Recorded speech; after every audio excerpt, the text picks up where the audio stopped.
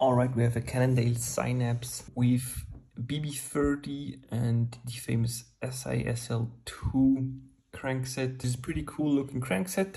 And of course it's a light setup, but this setup also is really prone to problems, why you will see in a bit. And that's why we're also going to disassemble it with this tool. Actually, I don't have the specific Cannondale tool or any fancy replacement tool.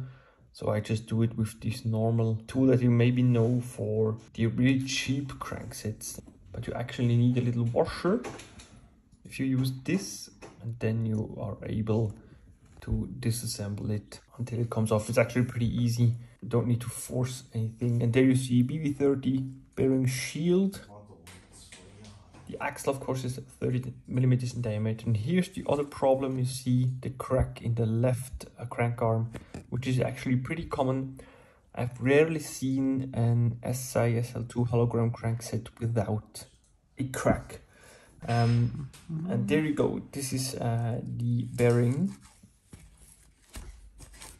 And you also see it's just a bearing pressed into the shell.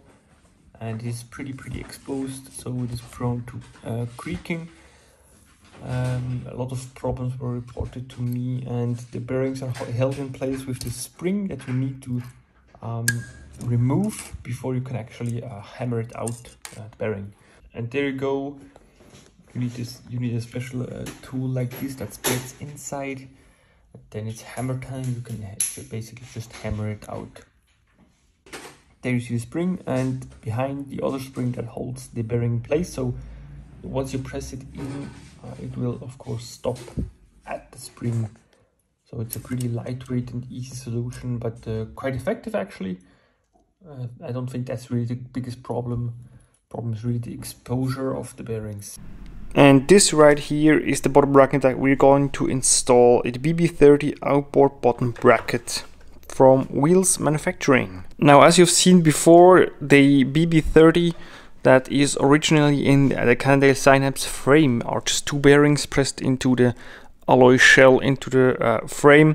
And this right here you see are basically two parts, two aluminum shells with a bearing inside, of course with the 24 millimeter diameter for Shimano Halotech cranksets.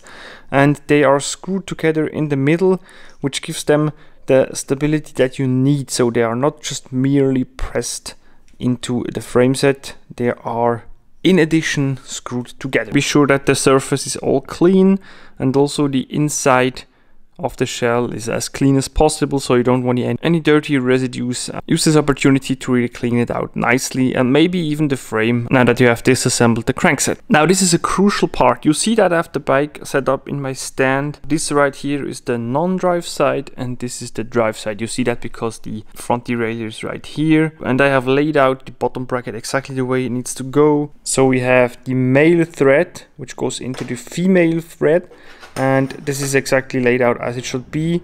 Non-drive side, drive side.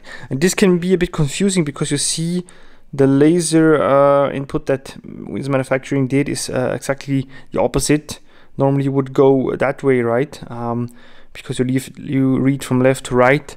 The bike is from left to right, but it is exactly the opposite. So be sure that you put that in the right way if you happen to install a bottom bracket like this from Cannondale. Be sure to apply some kind of grease or even Loctite on the threads. I went with some copper grease because I really like the characteristics of this copper grease. It makes sure that nothing gets loose despite any extreme temperatures, low and high. And also it is easy to disassemble even if it was on for like 10,000 kilometers in the dry, in the wet, and whatever conditions. I also make sure, of course, that there's some grease in the shell itself. I just put the same grease on. That way I'm sure that I have a high quality grease that keeps all of it safe and secure. And you will notice that the drive side cup actually goes in by hand, and it's pretty firm now. And that's actually pretty convenient and nothing to worry about. Now we have the male thread that goes in from the left side. And then you just screw it in and tighten it with 35 to 50 Newton meters. Of course, with this tool, 16 notch bottom bracket tool, Be sure to use a high quality one so nothing slips. And there you go, let's mount it. Just be sure to seal the thread, and then you can basically make no mistake. Of course, you see now that it slightly turns the drive side as well, so be sure to hold against it, and of course here use a ratchet. Wheels manufacturing actually says 35 to 50 Newton meters, so we're gonna go ahead and put like 40 to 45 on it. There we go, 45. We won't go any further. Those are steel bearings, of course. You can potentially, of course, remove them and put some ceramic ones inside if you wish so. If you set up your Shimano crank set the way it's supposed to be set up, then you will have a really nicely running bottom bracket, rest assured. I will make a video how to set up your Shimano cranks, really how it needs to be, so you can really get the most out of it. And look how smoothly it turns. This is just a dream. For a new out-of-the-box steel bearing bottom bracket, this is really unbelievably smooth. And just let it bed in a bit, and then you will just keep on going and going and going. And look at this crank set, still really, really beautiful.